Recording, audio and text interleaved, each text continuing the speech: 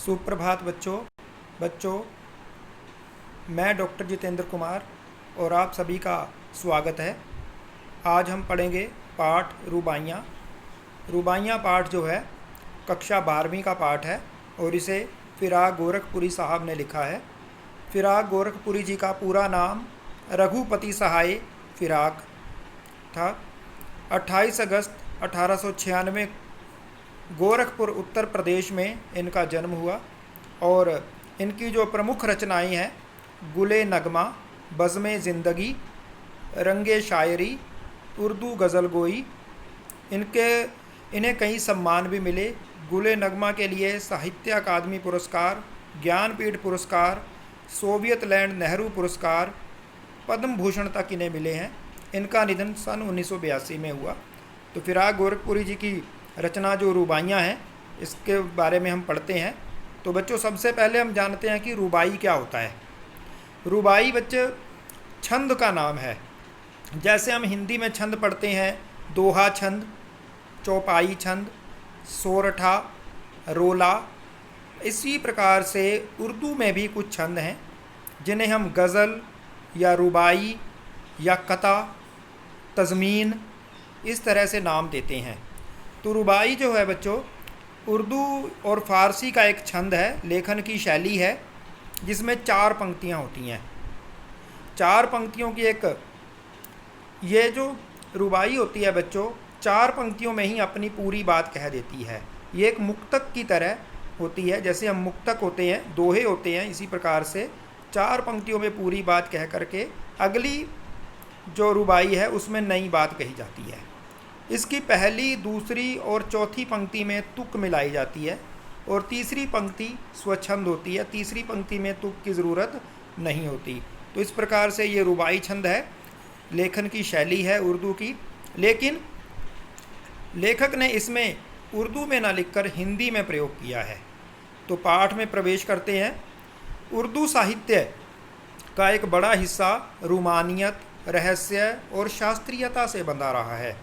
रूमानियत का मतलब होता है बच्चों श्रृंगार वर्णन, और जिसमें लोक जीवन और प्रकृति के पक्ष बहुत कम उभर कर आए हैं। लोक जीवन का मतलब है हमारा जनजीवन, जनता के बारे में, जनता की समस्याओं के बारे में लिखना।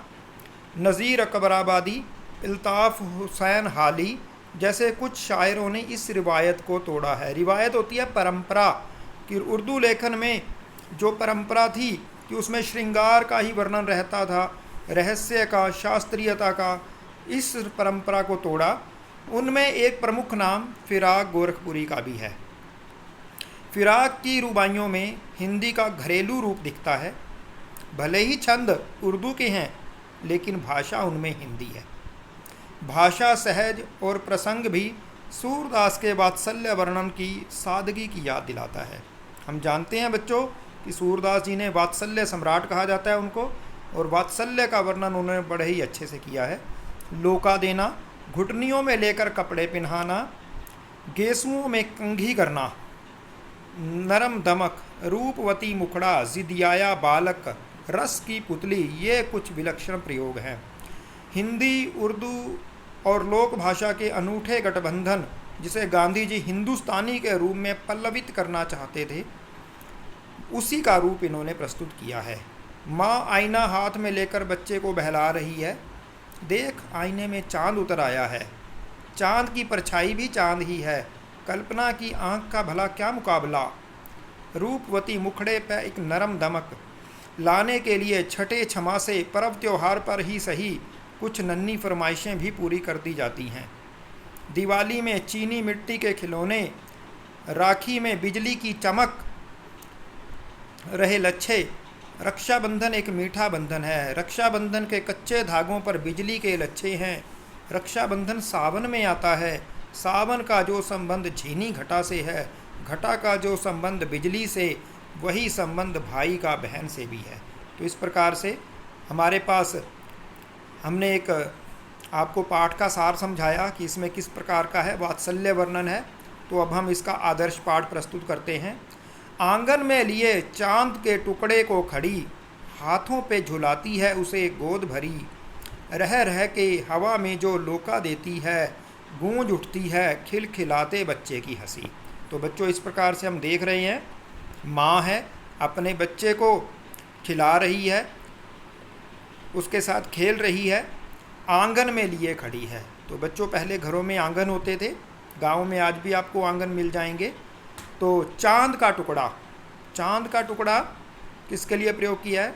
बच्चे के लिए प्रयोग किया है। बच्चों, बच्चा चाहे देखने में कैसा भी हो, चाहे हमें वो सुंदर ना लग रहा हो, लेकिन यदि हम माँ से पूछें, उसकी माँ से पूछें, तो वो कहेगी ये दुनिया का सबसे सुंदर बालक है, क्योंकि वो उसका अपना बच्चा है।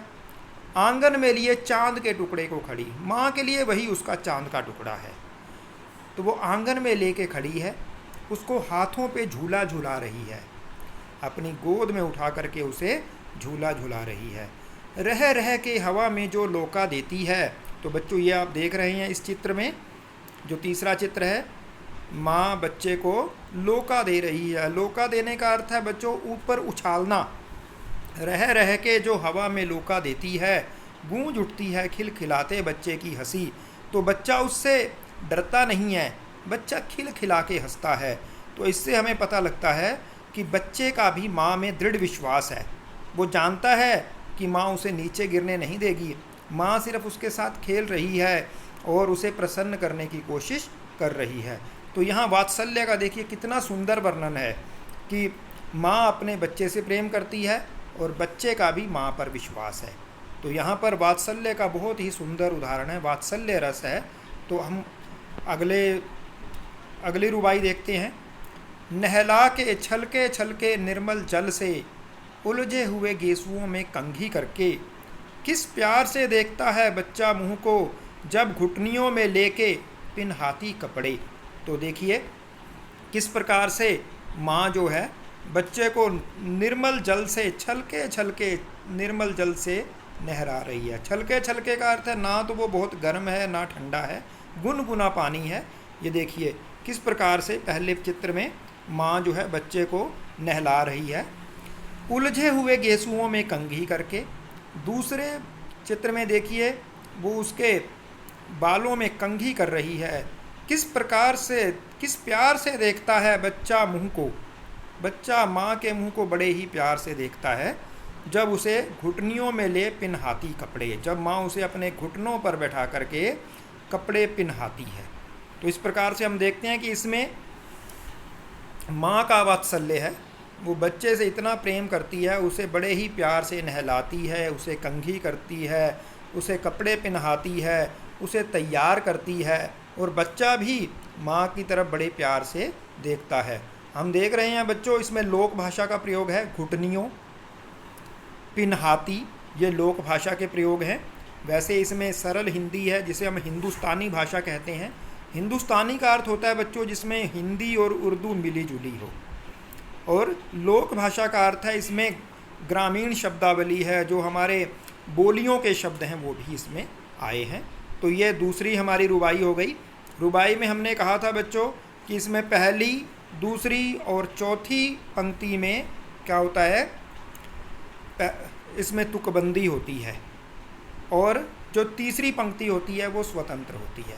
अब हम इससे अगली उसमें देखते हैं। हम देख रहे हैं बच्चों ये कैसा हमारे सामने एक चित्र है दिए जलाने का। दिए कब जलाए जाते हैं बच्चों? दीपावली को। तो उसी पर है ये, दिवाली की शाम घर पुते और सजे।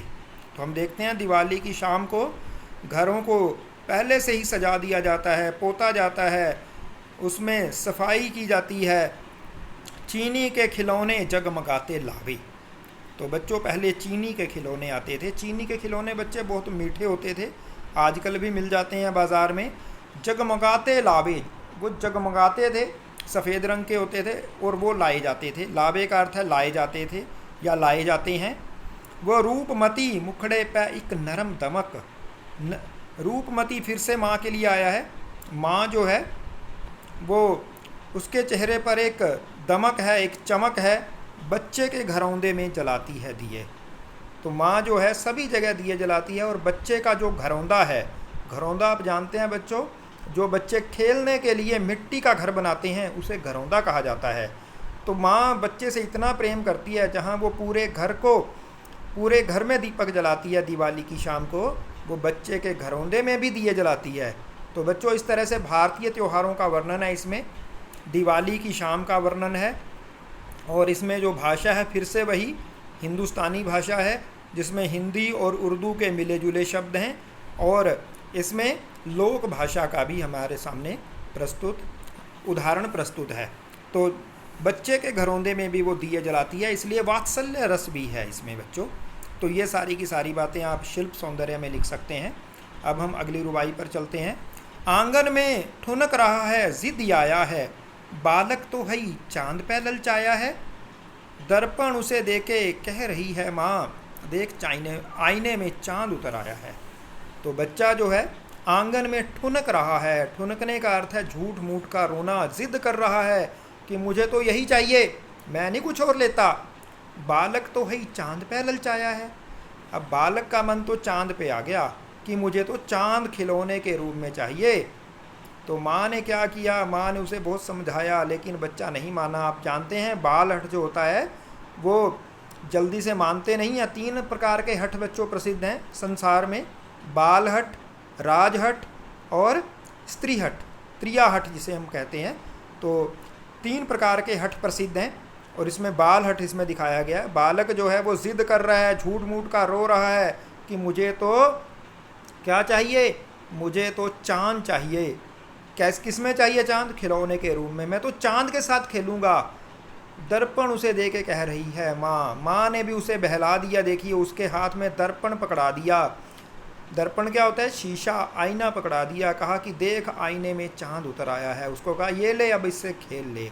तो ऐसी ही एक कल्पना हमें सूरदास जी के, जो कि वात्सल्य सम्राट हैं, उनके काव्य में भी मिलती है। उन्होंने क्या लिखा है? उन्होंने लिखा है, मैया मैं तो चंद्र खिलौना ले हूँ, लौट जाऊँ धरनी पर अब ही तेरी गोद ना एहूँ। इस प्रकार से जो श्री कृष्ण है वो भी चांद को खिलौने के रूप में पाना चाहते हैं, और क्या कहते हैं, दोगे तो ठीक है, नहीं तो मैं अभी धरती पर लेट जाऊंगा। आप देखते हो बच्चे जो होते हैं वो जिद करने के लिए धरती पर भी लेट जाते हैं, और क्या कहते हैं, तेरी गोद में नहीं आऊँगा। इसी प्रकार से ये बालक भी है, वो जिद कर रहा है, ठुनक रहा है, झूठ मूठ का रो रहा है, और उसका लालच जो है वो चांद पर है कि मुझे चांद चाहिए। तो माँ ने उसे बहला दिया कि भाई ये देख आईने में चांद उतर आया है। इसी प्रकार से यशोदा मैया ने भी उसे बहला दिया था श्री कृष्ण को। उन्होंने प्रांत पानी की रख दी और पानी में चांद का प्रतिबिंब कि ये देख, ये इससे खेल लो। तो बालक जो होते हैं जितना हठी होता है, जितना ज़िद्दी होते हैं, जैसा बाल हट करते हैं, उनको बहलाया जा सकता है। इसी प्रकार से माँ ने भी बच्चे को बहला दिया है। तो यहाँ पर भी वात्सल्य रस है बच्चों। हम अगली रुबाई पर चलते हैं। रक्षाबंधन की सुबह रस की पुतली। तो बच्चों अभी अभी रक्षाबंधन का त्यौहार जो है वो बीता है सावन के महीने में। छाई है घटा गगन की हल्की हल्की। तो आप देख रहे हो कि सावन के महीने में आसमान में बादल की घटाएं छाई रहती हैं, और रस की पुतली शब्द का प्रयोग किया है। किसके लिए प्रयोग किया है? ये बहन के लिए। रक्षाबंधन की सुबह जो बहन है वो तैयार है राखी के साथ अपनी, और उसी समय बादल भी आसमान में छाए हुए हैं, बिजली की तरह चमक रही हैं लच्छे। तो बच्चों पहले जो राखियाँ होती थी उनमें लच्छे होते थे, और वो लच्छे बहुत चमकते थे। आजकल भी वो राखी मिल जाती है, भाई के है बांधती चमकती राखी। तो आप जानते हैं हर बहन अपने भाई के लिए सबसे सुंदर राखी चुन कर लाती है। इसी प्रकार से वो बहन भी जो छोटी सी है अभी, अपने भाई के लिए बहुत सुंदर राखी लाई है, जिसके लच्छे जो हैं वो बिजली की तरह चमक रहे हैं। बिजली जो आसमान में बिजली चमकती है उसकी तरह चमक रहे हैं, और भाई के वो चमकती हुई राखी बांधती है। तो देख रहे हैं आप, एक तरफ आसमान में बादल छाए हुए हैं और एक तरफ वो बहन जो है अपने भाई के हाथ पर राखी बांधती है। तो बच्चों जो रक्षाबंधन का त्यौहार है वो भाई और बहन के प्रेम का त्यौहार है, स्नेह का त्यौहार है। बहन भाई को राखी बांधती है और भाई जो है वो उसे रक्षा का वचन देता है, हम सभी जानते हैं। और ये श्रावण मास की पूर्णिमा को होता है, और उसमें श्रावण मास में हम जानते हैं कि क्या होता है, बरसात का महीना है, बरसात होती है, आसमान में बादल छाए रहते हैं, बिजलियां चमकती हैं। उसी प्रकार से बिजली की तरह राखी के लच्छे भी चमक रहे हैं। तो यहाँ पर भाई और बहन का जो पवित्र प्रेम है उसको दर्शाया गया है, और इसमें एक और त्यौहार का बड़ा सुंदर वर्णन किया है। तो ये हमारे जो रुबाइयाँ पाठ हैं वो ख़त्म हो गया बच्चों। इसके कुछ शब्दार्थ देख लेते हैं। लोका देना का अर्थ होता है उछालना, गेसुओं बालों, घरौंदे खिलौना घर या मिट्टी के जो घर बनाए जाते हैं, ठुनकना झूठ मूठ का रोना, जिद आया जिद करना। अब इसके कुछ अभ्यास के प्रश्न। शायर राखी के लच्छे को बिजली की तरह कहकर क्या भाव व्यंजित करना चाहता है? तो बच्चों जो कवि, हिंदी में हम कवि कहते हैं और उर्दू में शायर कहते हैं। जो कविता लिखने का काम करता है, कविता बोलने का काम करता है, वो शायर है। तो लच्छे को बिजली की तरह चमकते कहकर क्या भाव व्यंजित करना चाहता है कि जो राखी है वो एक पवित्र त्यौहार है, और उसमें मैंने बताया आपको कि श्रावण मास में आता है, और उसमें क्या होता है, बिजली चमकती है। तो इस तरह से कवि ने दोनों को आपस में मिला दिया है, श्रावण मास को, राखी के त्यौहार को, और दोनों में पवित्रता है। भाई बहन के प्रेम में भी पवित्रता है, और जो बरसात होती है हम जानते हैं वो पानी बहुत ही शुद्ध होता है। तो इस प्रकार से ऐसा भाव व्यंजित करना चाहता है। बालक जिद क्यों कर रहा है? क्यों कर रहा है बच्चों बालक जिद? चांद को खिलौने के रूप में लेने के लिए बालक जो है वो जिद कर रहा है। माँ उसे किस प्रकार बहलाती है? माँ उसे क्या कहती है? माँ उसे जो है एक आईना पकड़ा देती है और कहती है कि ये लो, आईने में चांद उतर आया है। दीपावली की रात माँ कहाँ पर और क्यों दिए जलाती है? दीपावली की रात माँ जो है सभी जगह दिए जलाती है, और बच्चे के घरौंदे में भी दिया जलाती है, जो बच्चे का खिलौना घर है, क्योंकि माँ बच्चे से बहुत प्रेम करती है, और इसी स्नेह के कारण, इसी वात्सल्य के कारण वो बच्चे के घरौंदे में भी दिए जलाती है।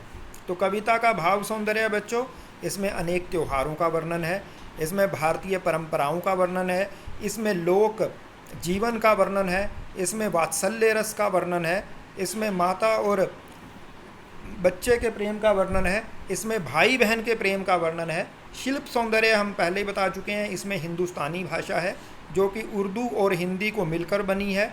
इसमें वात्सल्य रस है, इसमें उर्दू के बहुत सारे शब्द आए हैं, और हिंदी के कैसे शब्द हैं बच्चों?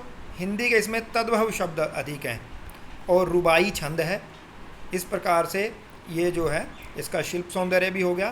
तो एक बार आपने वीडियो देखी है तो आप इसको लाइक ज़रूर करें, इसको पसंद करें, इसको शेयर करें जहाँ तक कर सकते हैं। मैं डॉक्टर जितेंद्र कुमार आप सभी का धन्यवाद करता हूँ। धन्यवाद।